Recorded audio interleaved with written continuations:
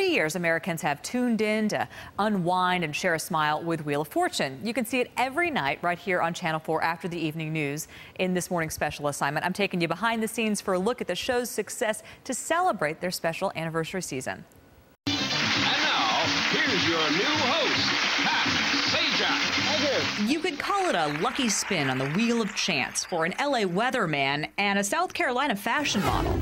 I didn't see myself as a game show host. And in fact, Merv Griffin, who created the show and asked me to come do it, I said to him, I can't do that game show thing. That, hey, $10,000, it's not really me.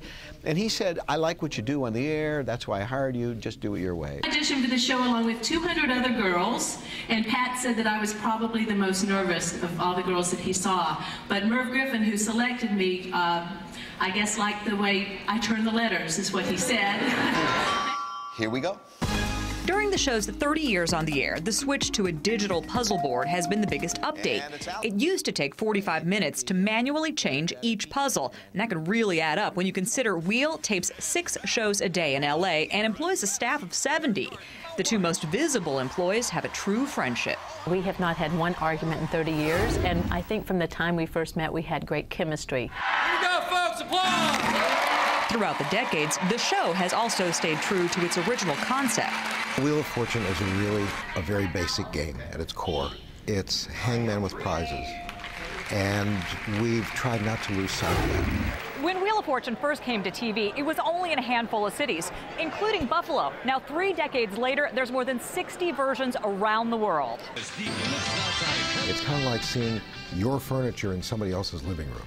While we welcome Pat and Vanna into ours, they make everyone feel at home, making the most of a long pause in taping with a few laughs and a little conversation with the audience.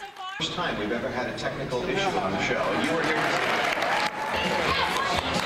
Meanwhile, contestants are coached on everything from having a powerful spin and a powerful voice when they're calling out those letters. The show's recent taping in New York City brought thousands of fans, but the hosts have connections to other parts of New York, too. Vanna's mother was born in Syracuse, and Pat says he remembers the Queen City like a sports fan's snow globe. One of the prettiest days in my life was in Buffalo, and I'll tell you, it was the first Winter Classic hockey game. The outdoor game they play once a year, the NHL does, and the first one was in Buffalo. And I've been to every one. We're big hockey fans. But movie buffs may know Pat's other Buffalo connection, the 1982 comedy Airplane 2. I played a local newscaster, and they made me a Buffalo newscaster. So, yeah, in fact, you can say I've worked in Buffalo.